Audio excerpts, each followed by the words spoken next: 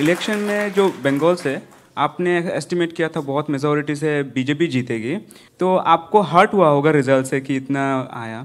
तो आपके घर से भी कोई मतलब बंगाल से है, आपकी बीवी है, तो आपने उनको कैसे मनाया? मतलब वो भी तो हर्ट हुआ होगा, गुस्सा हुआ होगा। तो आप from 3 seats we went to 77 seats, और उसी तरीके से वोट के परसेंटेज में भी हमारी बहुत बड़ी वृद्धि हुई। हम वहाँ के ऑपोजिशन पार्टी बन गए। 1 स्टेप फॉरवर्ड, आप लीप लिया। ये एक लंबी छलांग है जो हमने लगाई। हाँ ठीक है, हमारी इच्छा थी कि हम सरकार में आए, नहीं आ सके, बहुत से कारण हैं। आपको मालूम है कि लास्ट के 3 फेजेस के चुनाव में कोरोना का वेव आ गया, प्रचार हमारा रुक गया और बहुत से कारण बने, नहीं तो 30-40 सीटें और हम ला सकते थे। इस तरीके की ममता जी तो कहती है नड्डा चड्डा फड्डा आ जाते हैं। और देखिए, ये लोगों के अपने अपने बैकग्राउंड का असर होता है। जिस बैकग्राउंड से आते हैं उसी तरीके की भाषा बोलते हैं, तो वो उनको मुबारक। हमने तो ममता जी को भी हमेशा ममता जी ही कहा है। जितना बंगाल को वो जानती है उतना ही बंगाल को मैं भी जानता हूँ। इतना तो उनको भी ध्यान में लेना चाहिए था, लेकिन नहीं लिया। तो जो सवाल उन्होंने पूछा था, घर में डांट पड़ी जब आप बंगाल का इलेक्शन हार गए? नहीं, ऐसा है। उसमें मैं एक बात कहूँगा कि हम सब लोग एक ही बात जानते हैं, never mind, will try again.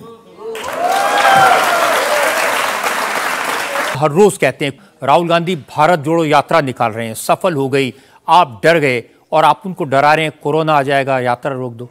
नहीं, ऐसा कुछ नहीं है, इस तरीके की बात नहीं है। कोरोना के नॉर्म्स को फॉलो करना चाहिए, सब लोगों ने फॉलो किया, उनको भी फॉलो करना चाहिए। लेकिन हम किसी को डराते हैं या हम उनसे डर जाते हैं, ऐसा कुछ नहीं है। बिल्कुल वो आराम से अपनी यात्रा, जो उन्होंने इतनी लंबी यात्रा की है, अच्छी बात है। वो कह रहे हैं कि भारत को नजदीक से देखने का मौका तो मिला। नहीं, वो जो आपने नफरत फैलाई है उसको मिटाने के लिए निकले हैं वो। देखिए, मैं फिर कहूंगा कि आपके शब्दों में जितनी नफरत है उसके बारे में मैं चर्चा क्या करूं। जेएनयू में नारे लगे, अफजल हम शर्मिंदा हैं, तेरे कातिल जिंदा हैं। अब ये अफजल कौन था? अफजल पार्लियामेंट अटैक का मास्टरमाइंड था, उसको फांसी की सजा हुई। तो अफजल हम शर्मिंदा है, तेरे कातिल जिंदा है। मतलब कातिल कौन हो गया? सुप्रीम कोर्ट का जज हो गया। कातिल कौन हो गया? प्रणब मुखर्जी हो गए, जो उस समय भारत के राष्ट्रपति थे, जिन्होंने फांसी की सजा को सही ठहराया था। तो ये तो कातिल हो गए। अब Rahul Gandhi next day JNU जाते हैं और वहां नारे क्या लगते हैं? भारत होंगे टुकड़े टुकड़े, इंशाअल्लाह इंशाअल्लाह। ये नारे लगते हैं। इसके साथ आप खड़े होते हो। आपके साथ एक व्यक्ति वहीं से जेएनयू का ही प्रोडक्ट, जो उस समय जो इस केस में भी जुड़ा था, वो आपके साथ यात्रा में चलता है। ये जोड़ो यात्रा है या तोड़ो यात्रा है? ये लोग भारत को जोड़ेंगे, ये लोग भारत को जोड़ेंगे। आज दिन तक उन्होंने माफी नहीं मांगी। कि आज भी बोल देना कि yes I did not know, और ये हम गलत आदमियों का साथ ले रहे थे, हम इसके लिए माफी मांगते हैं। देश से माफी मांगनी चाहिए। लेकिन ये जोड़ो यात्रा नहीं है, ये तोड़ो यात्रा है। वो कह रहे हैं सारी गलतियां पिछले 8 साल में मोदी जी ने की हैं, मैं तो मोहब्बत की दुकान खोलने निकला हूं।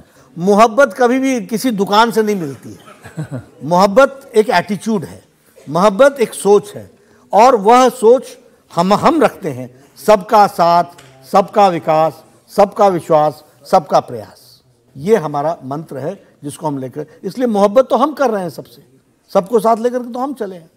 नड्डा जी वो कहते हैं कि जब भी कोई चुनाव आता है तो आप सबके पीछे ईडी और सीबीआई छोड़ देते हैं। ईडी सीबीआई वाले कहते हैं कि हम प्रबंध करते हैं, आप चिंता मत करिए।